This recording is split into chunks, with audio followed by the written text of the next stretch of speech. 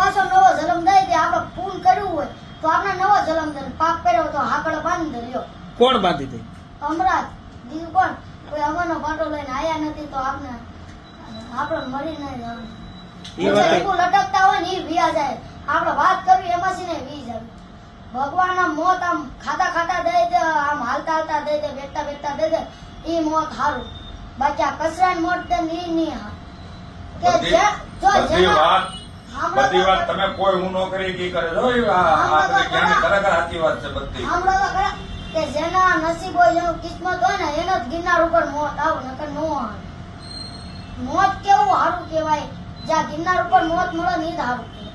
જેના ભાગમાં હોય ને એને જ મળે, બાકી નો મળે. તો ગિરનાર જવું જોઈએ ને મારે? હું એટલે આમ નામ નો મરે. આપણો સમય આવે ઉપર આપણી સીટી પાકે ને ત્યારે હારા હારા વ્યા જાય ને ક્યાં આપણે કોઈને પૂછવા ઉભું રહ્યું.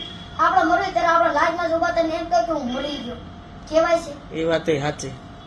આમ હમું રોતા હોય ને આપણો હાથમાં ઉપર હોય, આપણો જીવ હમણાં જ લઈને જતો હોય, આપણે જ ખાલી પડ્યા હોય, આપણું કૂતરું પડ્યું હોય. જો આપણો જીવ તો હમણાં જ લઈને ગયો, આપણો જીવ બીજા પક્ષીઓમાં નાખી.